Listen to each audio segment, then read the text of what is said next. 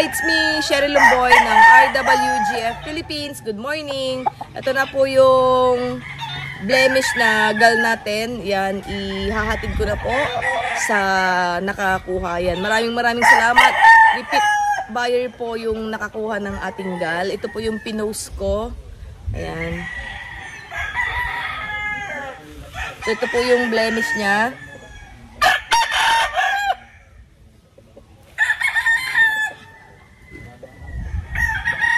Ayan. Thank you po sa nakakuha. Good luck po. Ito po yung bloodline po niya, gal.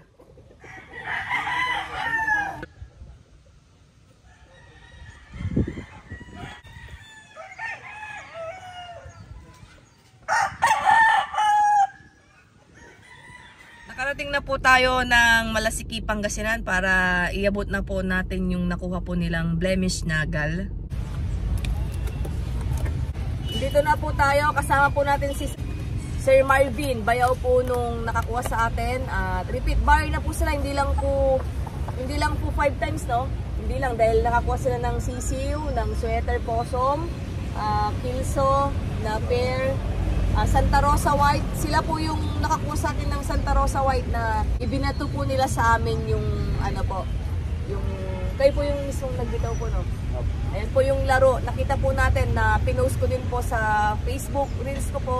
Andyan po kung nakasubaybay po kayo sa akin, nakita niyo po. So ito na po yung gal na blemish. Ito po yung nakapost at nakuha po nila dahil mabilis si Sir Ed.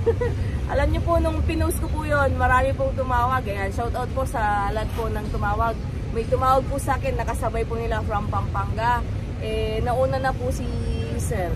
Yan po, nasubukan na rin po nila yung mga nakuha nila. Nakapagpalabas na sila at nasubukan na rin po nila yung mga nakuha nila sa akin. At ngayon naman po, ito po yung blemish na gal. Ayan po, ang diferensya niya lang po dito sa mata niya, sa may right po na mata niya. Ayan, pero pag gagamitin po nila pang materyales, ayan, okay naman po. Kasi po, mga nung bata pa po sila, pagka 3 weeks old na po nila, na sila. Kaya yung mata niya, ayan, ito lang po. Tapos ito po yung kabila, okay naman. Pero okay naman, nakakakita naman siya, di po ba? Yan, sir. Tingnan niyo po yung kanyang katawan. Ayan, sir. Ayan po si Sir Marvin, bayaw po ni Sir. Ayaw din magpakilala ni Sir na nakakuha eh. Ayan.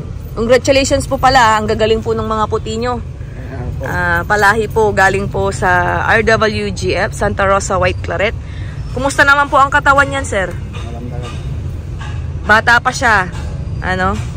Ilang months na, ma'am? Nasa 5. Okay na po ba sa inyo yung katawan niya? Okay na po, ma'am. Ayan. Ayan po. Katapat niya yung bulik. Yung katapat ng bulik, mayroon siyang sikretong sugat. Pero yung dalawa, walang sugat.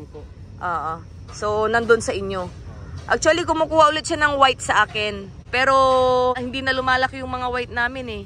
Ibig ko pong sabihin, hindi na po nararating yung tamang edad para i-release. Kumbaga, maliit pa lang po na i-release na. May mga iba tumatawag, kinukuha na nila, sila na yung magpapalaki. Asilat po yung champion ninyo. Oo. Gilmore Macklin na dalawa yung ginamit po namin. Nakuha nyo po sa amin? Hindi po nyo nakuha sa amin. Kamusta naman po yung mga ibang breed po ninyo? Okay na po, ma'am. Medyo maliliit pa sila. Opo. Buti nakapagpalahi kayo agad dun sa sa Santa Rosa White nyo. Tapos nagamit nyo agad. Bali, 4 po kasi yun. Yung dalawa, naglugon.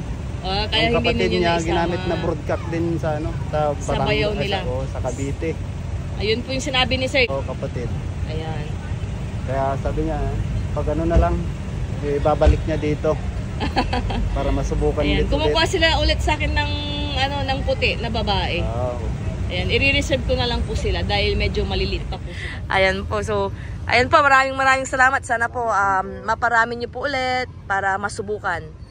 Ayan, thank you Sir Marvin and Sir Anonymous ng Malasiki, Pangasinan. Ayan, dito po tayo sa may Malasiki, Pangasinan.